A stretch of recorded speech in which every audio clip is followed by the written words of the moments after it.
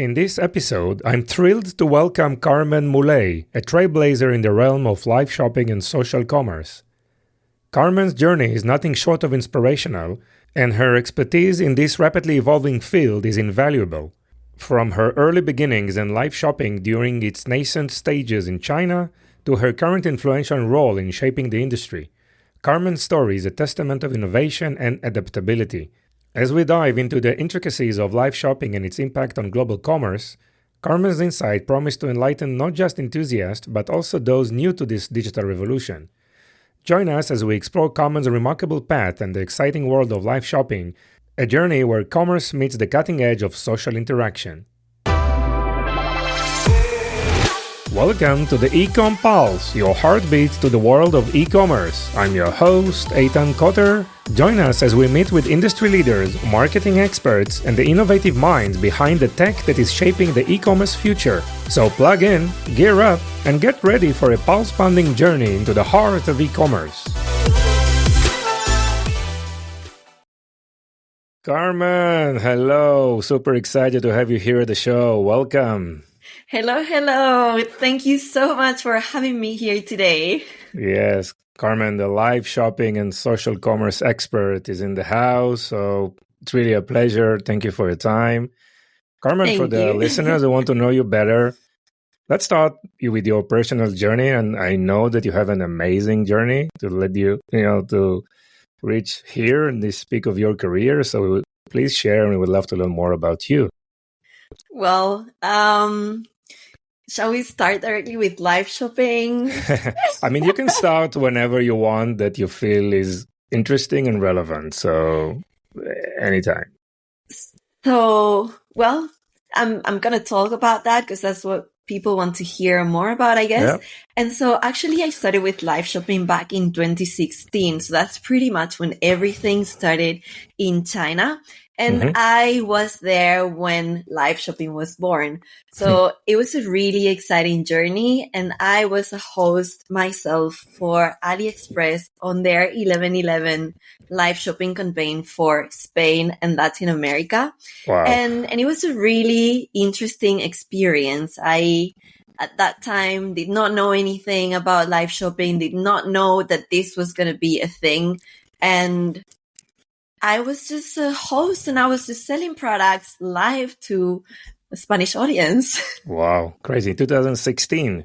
What kind of products? What kind of products? So we had some sneakers, we had like this massage pillow, and I am sure there were quite a few more things, but I cannot remember anymore. Wow. Amazing. Yeah, it was a fun experience, and it was rather different from what we're doing today. It was a massive studio with a huge setup. We actually had a part that was live streamed and then another part that was pre-recorded, and then everything was mixed together, like live. And so, yeah, it was really, really interesting. And we also had interaction with the audience, but it was not us as hosts. There was somebody that was taking care of the chat and the interactions and everything. Okay. So all those things have evolved a lot for the better, I would say. Nice. Of course.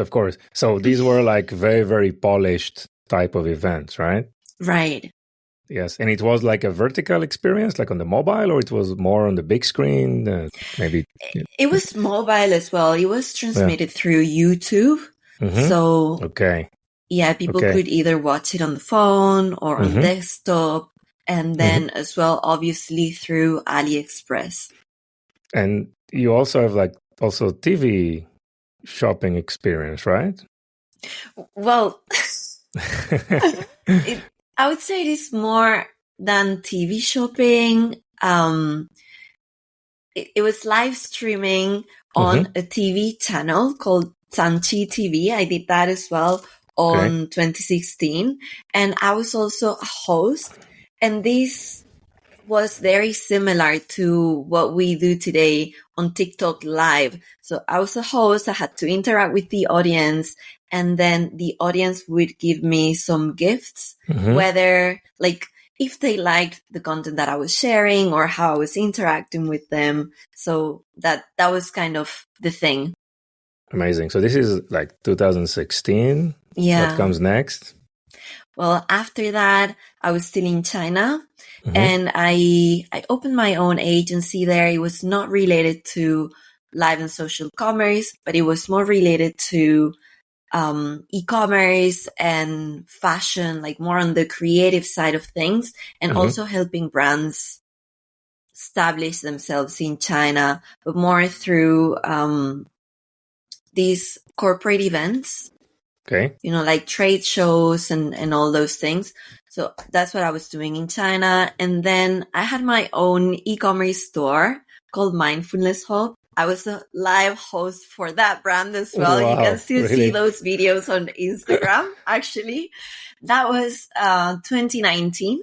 And then fast forward, I became the CEO of an agency in the UK that was focused solely on live and social commerce and TikTok Shop. Then I opened my new agency, Paragon Social Commerce. You can see it there. Yeah. And recently, just a couple weeks ago, I launched Plaza, which is a marketplace that focuses on live shopping. So amazing. I've done quite a few things lately. Yeah. By the way, what triggers you to move to China? Was it like a...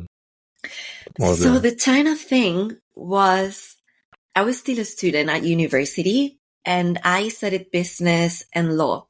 And I had the chance to go on Erasmus for a year and then go somewhere else outside of Europe for another year. Okay. And then I was so clear that I wanted to go to Germany on my Erasmus time. And I was like, okay, where should I go if I'm already going to Germany, which is the place that I want to go in Europe? What are the other options? And I had so many options, but I wanted to try the most different one. And out of all the choices that I had, I saw China, and I knew some people who had been there before. So I asked them hey guys, how is this? And they said yeah, you should definitely go. It was great. And I was like, okay, so China it is. Yes. That was a very good decision, obviously, right? Absolutely. And then there's this thing with China. If you are there and you're open-minded and you just let things happen, you can just flow with things and just everything naturally happens. So it's a really good thing. Also, yes. I think China is kind of the land of opportunities where everything is possible. And, we can see how they're literally dominating the world with live shopping right now. Yes. Wow, it's so interesting. I have so many questions to you. So you came from a very unique perspective, being a host in China, actually working there, doing live shopping. I actually been there in those years of live shopping actually exploded, right? I mean, just the live shopping overall business in China, the GMV level is much more than the entire e-commerce businesses of all the big countries in Europe, right? So what is your perspective been doing this also in the UK and also now in Spain? What is your perspective on the differences, let's say, from consumer behaviors, right? Western world versus China? So I see that us as Europeans are a lot slower in taking part in things, and we don't trust new things that much, and we are a little bit slower when it comes to just making use of new things. So when e-commerce started, I think we were also pretty slow. Can I really buy something online? Or is it secure? That I just put all my data on my computer. So what's going to happen with this? And we are just slow. What can I say, right? Yeah. Meanwhile, in China, people trying new things. They're okay, this is interesting, or this is a new thing. Let's just do this. Let's just do that. And I think that's kind of the main difference. In Europe, we are still getting used to live shopping. Companies that have tried it have seen really good results, and it's gaining traction. And I think it is just that we should be more flexible here, and we should be more willing to try new things and to feel secure that everything's going to be fine, that nothing's going to go wrong, and that it's actually a good experience. Yes. So what are the major bottlenecks or objections that you hear, right, from brands in Europe? I mean, what is their perspective? So I would say in Europe and in the US as well, some of the some of the stoppers, I would say, is that brands are not really familiar with live shopping yet. So they still need to learn a bit more about what it is, how it works, how it's done, what it works, what doesn't work, what are the things that they need, what are the things that are not so important, what they need to prepare, what happens with the hosts. So there is so many questions that they have. And since they're not that familiar, I think brands are also scared that maybe something goes wrong and then that's going to affect the brand itself or the reputation or something like that. So I would just go through, I think those are kind of the main things that are stopping brands, or just being afraid of doing something new, or not being sure whether they're going to pull off the right strategy or not. And this is obviously this type of objections moving slow. Probably you saw this as an opportunity, right? Bringing your expertise and try to help. So yeah, absolutely. That's an opportunity for me, but I also think that it's an opportunity for brands, because the ones that are implementing now are providing their consumers with an experience that nobody else is giving them. And now consumers want to have a different experience and they want to connect more with the brand. So the companies that are doing live shopping now are seeing the results now. The ones that wait a little longer or a lot longer, it's not going to be anything so special for consumers anymore. So I think they're just missing on an amazing opportunity. Sure. So there are specific niches that you see this moving, easier. So for example, fashion is a really good one. Fashion, jewelry, do it yourself. I would say also the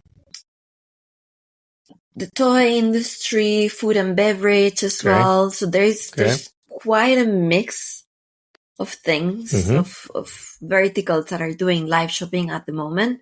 And also depending on the channel that you're using to do your live shopping event, then you may want to sell some products or others.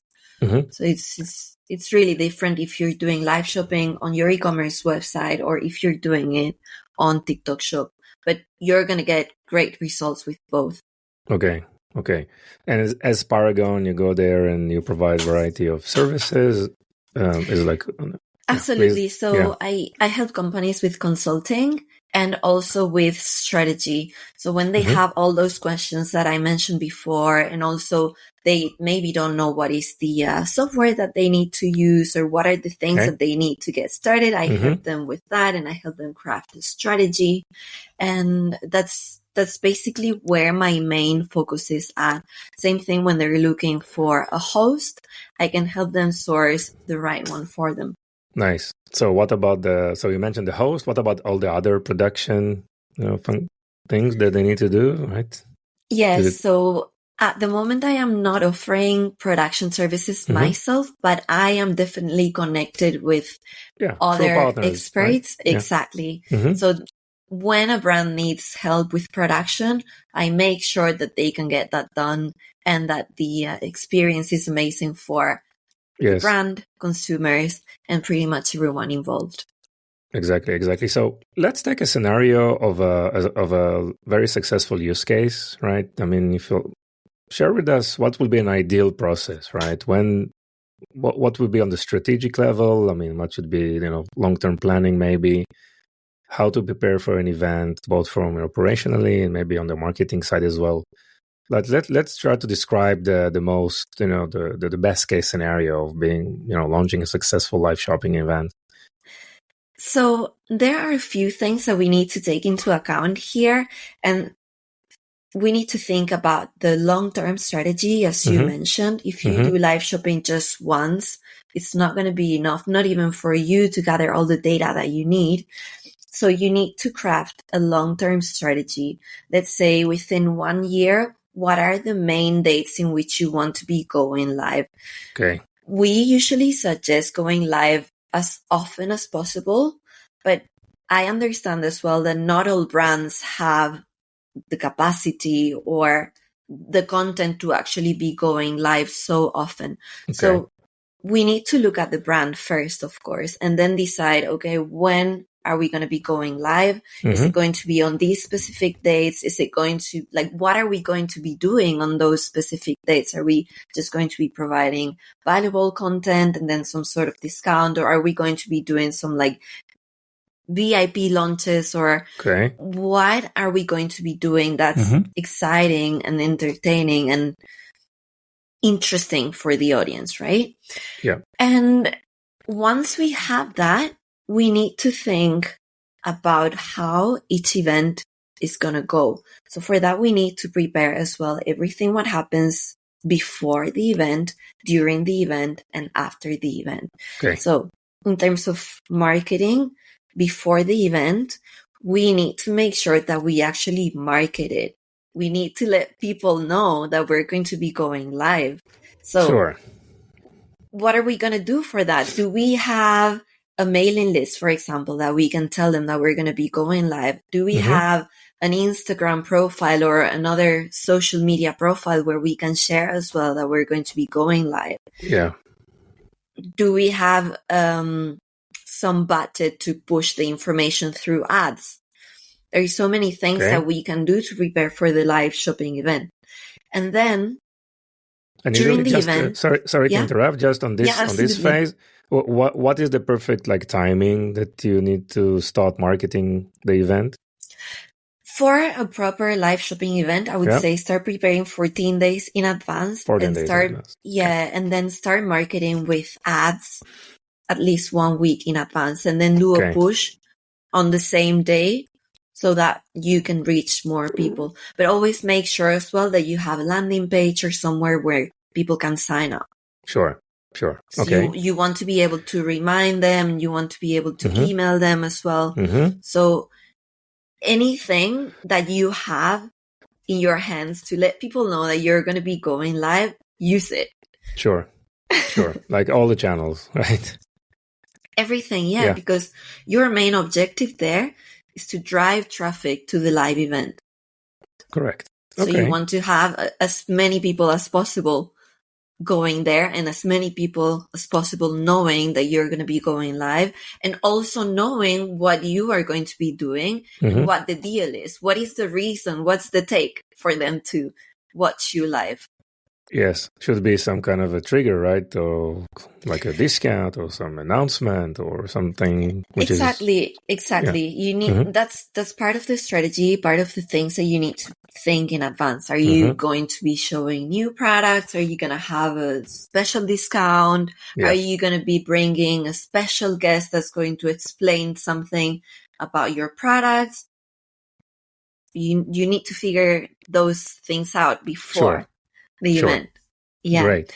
And then in terms of preparation as well, you need to make sure before the event that you have really good internet connection, because if the connection fails or it doesn't work, then that's a disaster. You can lose everything, all the effort that you put to bring all the people in. If the internet doesn't work, then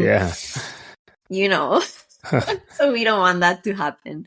And then, of course, good lighting and good audio.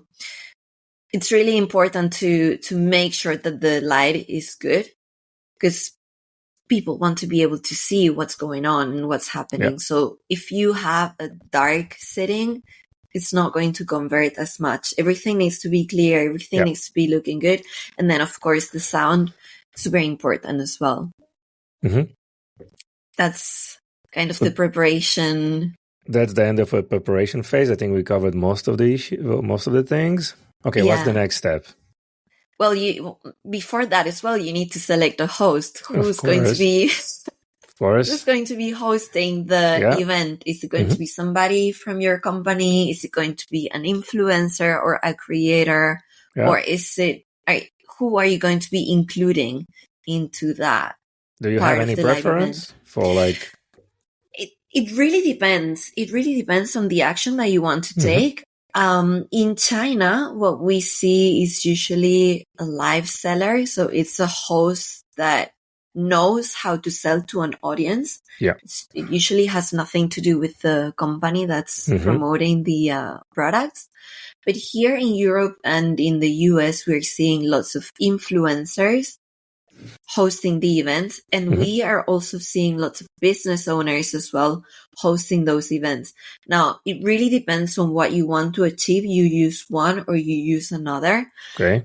And also depends on the audience. Maybe the influencer has an audience that you want to tap into as a brand, or maybe you want to connect with your audience and have like a deeper connection. So then somebody from your company is the one who's going to be going live, or a mix of both. Somebody who really knows about the product that you're offering and somebody that can bring that audience that they have that's potentially interested in your product. So there's like a co-host setup, right? Yeah.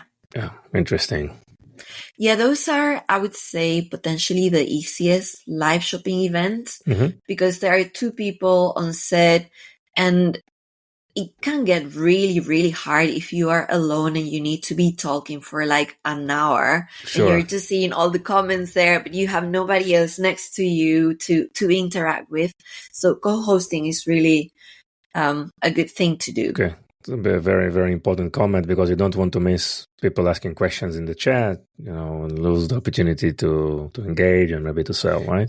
Yeah, but then also for the chat, you usually have somebody that's taking care of all those things, like somebody who's managing all the programs and everything that you need. And usually you have as well either a phone where you can read all the comments and where you can see the things that are happening, or you have a big screen where you can see everything that is happening as well. Yeah. So yeah, it kind of depends on the setup that you have.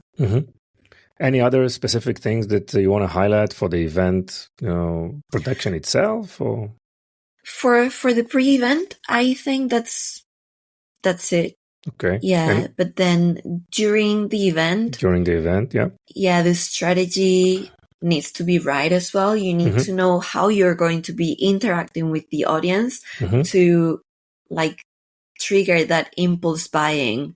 So what are you going to tell them so that they want to buy now? Okay. And I know this is a little bit tricky because some people will say like, oh no, you should not be pushing people to purchase something now. But okay, that is fine. You can also go the other route, which is educating people on your products and helping them make informed decisions about the products that they can buy now. Okay. Yeah. And how, can you give an example or some use case? Yeah, so an example would be if you really want to push the sale, you just keep repeating that you're offering a discount right now and that this is the lowest discount, for example, that you're going to get on this product, and it's only going to happen while it's live. And then once the live is over, then the discount is over. But you need to be careful with those things because if you do that, it actually needs to be true. If you're offering, okay. Yeah, consumers are smart and they don't want to be played. So if you're offering something that's specific for the live event, just make sure that it's really like that. And the other case is, as I mentioned, if you're launching a new set of products, you can go through the products, you can explain all those products. Maybe you can give something special for people being there watching you and giving you their attention. Okay. But yeah, your focus is more on letting them know how they can use those products and what are other complementary products that they can use with that one that you're showing or something like that, not as pushy. Yes. Nice. What do you believe in terms of the let's say, the production level itself? Is it required to be like a fully polished, or is just more on the authentic side, or it depends on the niche, or what are your thoughts on production quality? I think it depends on where you are hosting your live event, and it depends as well on your audience and on your brand. We have seen now on TikTok, for example, people are looking for authenticity. So if you have something that's super polished, they may not be as interested in watching you. However, if you're doing your live event on your e-commerce store and your audience already know you, they already know your company, they know your brand, they know how you do things, and you do things to a certain level, then you want to maintain that as well for your live event. Because they are like, your consumers are already expecting to see something. Some level of quality from you, right? Exactly. And then there's this difference as well. On TikTok Shop, it doesn't need to be as polished because it's faster content and people are there usually to discover new things. However, if they go to your website, the purchase intent is already there. And that makes a difference as well. So when they go to your website, they're not going to discover anything new potentially. So that's the difference there. Interesting. Makes a lot of sense. Yes. So, assuming the event was amazing, the internet was there, actually worked, right? And the seller actually captivated the audience and provided an amazing and charismatic and full of energy type of entertainment. And the sales event was amazing. What is the next step? Okay, how do you follow up? Usually, these events are being recorded, right? And what are the marketing activities or some of the operational activities that you do post-events? So the first thing is to make sure that you can repurpose that content afterwards, because you want to be able to reshare that. If you are creating good content once, make sure that you can reuse it again and again in different channels. And if you have the chance as well, make it shoppable so that consumers can go back and shop from it anytime that they want to. And this is really important because many of the sales, I think it's something like 26% of the sales happen after the live event. Yes, so, I heard also much more in terms of percentage, but yes, it's very, very important. Obviously, while the inventory is there, obviously you need to check. Obviously, yeah. Well, that's something that you need to prepare as well before the event. If you're going to run a live show and you have no stock, then I don't think that's a good thing. Yes. It can get messy. So after the live event, you want to make sure that you remarket the live event, and you want to make sure as well that you make it shoppable. After the event, you want to make sure as well that you share with your audience that you were live, that they can go back and check out the video, and you can do that through your email, through your socials, and then again with paid media if you want to keep pushing those sales and if you want your audience to like really go back and watch it. Because there's also this not 100% of the people are going to show up for the event. Because something may happen, they may not be available. Other things to do, Exactly. So you want to give them the chance to tune in any other time when they actually can. Yes. So let's talk about streaming the event on the brand's own website versus social media, right? And I know there are countries where shoppable, let's call it TikTok Shop or Instagram Shop is available, and some other countries that TikTok Shop is still not there. Maybe we can talk about that as well. But usually, what are the scenarios that you see, like simulcasting on the website and on the social commerce, social media website networks? Or I would love to have your thought on that. What I'm seeing right now is many companies, well, the ones that have no TikTok Shop, are doing live shopping on their e-commerce website, and then they're restreaming to other channels. Okay. this is a good thing. Like they're restreaming to, let's say, Instagram, YouTube, Facebook. They cannot restream to TikTok because the API is not open. So it kind of crashes. Okay. So, restreaming there is really good because you're gathering more audience, but there is friction because they cannot purchase directly from YouTube or Instagram or Facebook. You need to send them to a link that sends the audience outside of the live streaming, and then they can purchase. So the link usually comes at the captions or the comment in the chat. How can I find the link usually? In the socials. Yeah. On socials, normally it's on a comment on the chat. On the comment on the chat. Then it's clickable, right? If it's in a caption, It's not clickable. That's a challenge. Yeah. Exactly. It is clickable, but it takes you outside of the social media channel that you're in. So it gets tricky. Not everyone makes it to the actual sale. Yes. Yeah. So in that's... terms of, Sorry. Yeah. In terms of TikTok Shop, right? Obviously, they need to use their own checkout and everything. So how do you see this evolving right now in Europe? So TikTok Shop already has a checkout included into the live streaming. So you can just purchase directly from there. So it's not taking you anywhere else or anywhere outside of TikTok Shop.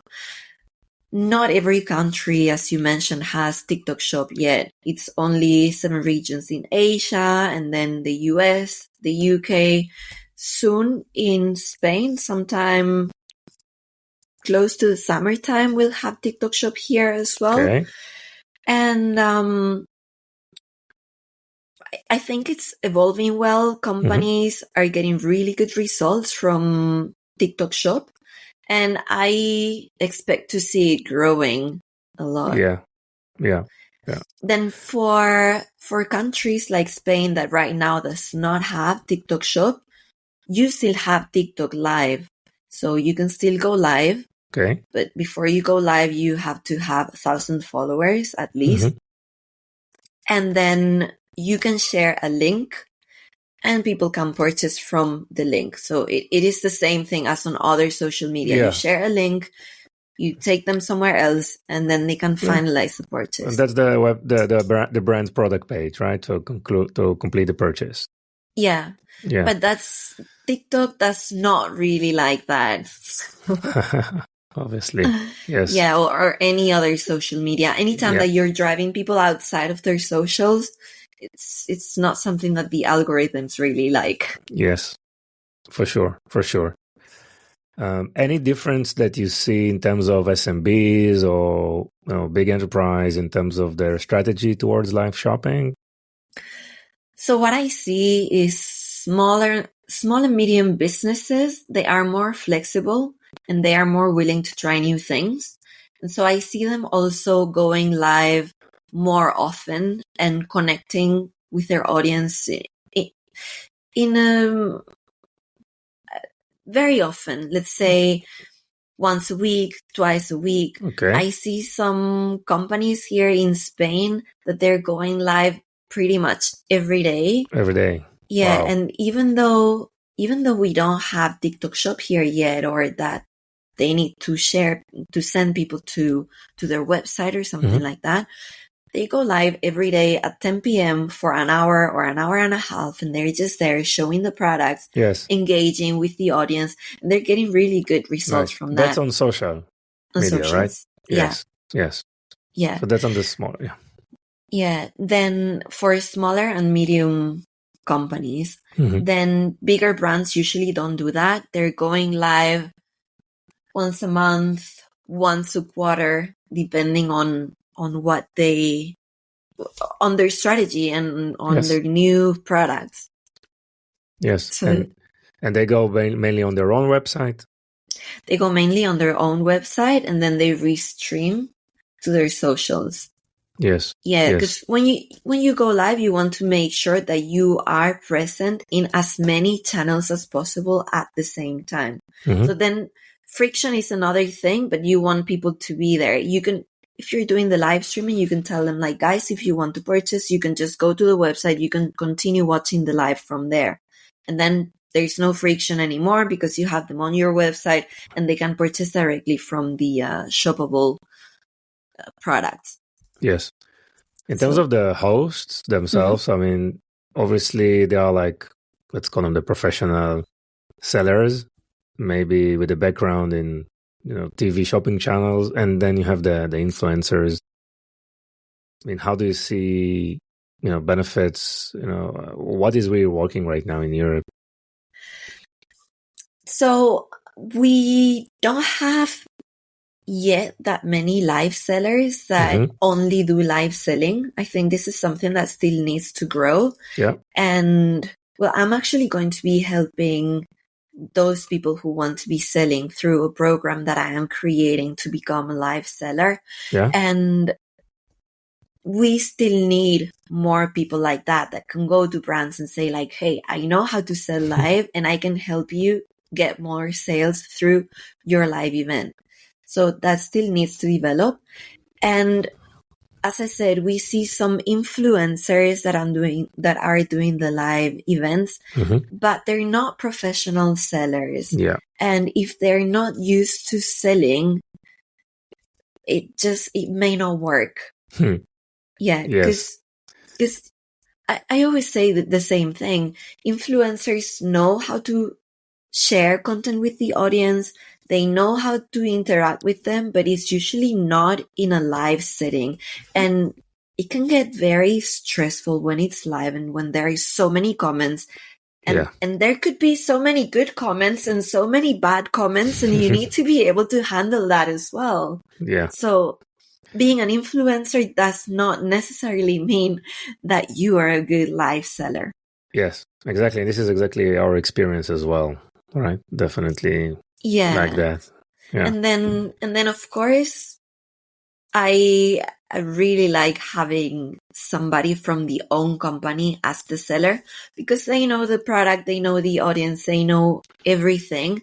And they can also they can be flexible with the products that they're showing. They can change a little bit the strategy if they want to, and they can just flow with the audience and give them the show that they want to see, which is a really good thing as well, being flexible. And if you see that the audience is asking you for something specific, if you can actually give it to them, that's a really, really good thing. Yes. So tell us about Stream Plaza. I mean, what do you plan there? Wow, Stream Plaza. This is a very, very exciting project. It's a new one, as I mentioned, and we are just launching it now. And it is a live shopping marketplace. So what we want to do here is to have brands that are like all these cool brands that really want to grow and connect with the audience. And that's basically what we want to do. It's like having a shopping mall, but online. So you go into Stream Plaza, you see all the different stores, you go into one store and you know which one it is because it's fully branded. So you know, like, okay, I'm going into this store and I know specifically that I am in this shop. And then you can have all this content where the brand is sharing their products, like content on videos, such as, let's say, Reels, for example. You can see all that content, and then you're going to have as well live streaming inside. So when the brand decides to go live, you know that they're live. You can purchase directly as well from the live event. And then you're going to have a catalog within the store where you can see all the other products that they have. And we want all those products to have video as well, like 360 product videos so that you can actually see the product properly, and lifestyle videos as well so that you can see how the product looks like on the specific setting or how it needs to be used, or, anything that actually helps the consumer get a better feeling of that product. Wow. So sounds like a big plan. I mean, what's the time frame? Is it live already? It's not live yet. Like, we are still working on it, but we already have 10 brands that have signed up for our beta test. Yes. And so we're going to be testing this month, and we'll be live we'll open first in Spain, And then after that, when we see that the tests are giving the results that we want, because what we want to achieve is help brands sell more. Normally, e-commerce stores don't convert so well, just to like 1.5 to 3%, which is not so much. So we want to help them convert more. Sure. When we see that we achieve that goal, we will keep including more brands and we will be making this bigger, and hopefully we'll get to other countries as well. So big plans and very exciting journey ahead. Wow. Really exciting. I think definitely it's a concept that might work. Obviously, the platform needs to generate traffic for the brands to make it interesting for them. Absolutely. And I guess a marketplace is like a double challenge, right? You need on the back end to bring more exciting products, more brands. On the front end, also exactly, consumers enjoying and having a different experience. Yeah. Yes, the acquisition, which is not getting tougher and tougher these days. I know. For everyone. Exciting challenge. Let's see. Yes. Great. So Carmen, I would love to know, tell us something about you that most of people don't know about you. So I know you have a lot of things to share, and we all read your post on LinkedIn. So tell us something about you. So I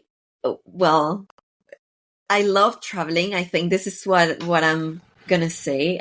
I love traveling because I like experiencing new things and learning about new cultures and new people. And every time I go somewhere, as I said, I like learning about the culture and just interacting with people, getting to know how they live, how they think, how they do things. And one of my favorite countries is Myanmar. And it is just so amazing. It's so unique. And if you haven't been there, well, right now, I think it's not possible to go. But when they reopen, I 100% recommend everyone to go there if they want to live a unique experience. Okay, what's unique? What's unique about it? Just everything. It is so untouched, I would say. Okay. Yeah, and it's beautiful with all the temples, and they use this thing on their face called Tanaka, which is to protect themselves from the strong sun in Southeast Asia. So then also the food is amazing.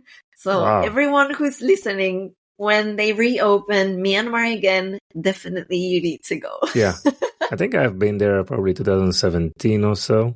So I fully understand what you mean. So really, thank you so much for sharing this with us. I know you've been traveling and exchanging countries like every few years. Carmen, anything else you want to add? I think that's all for now. I'm very happy. If anybody has a question, they can get in touch with me through my LinkedIn or email, and I'm very happy to connect, answer to any questions, and Wonderful. So thank you very much, Carmen. It's really, really interesting. Thank hearing you. your perspective on live shopping and your unique view, starting from China. So thank you so much. Thank you very much for having me. Bye-bye. Bye.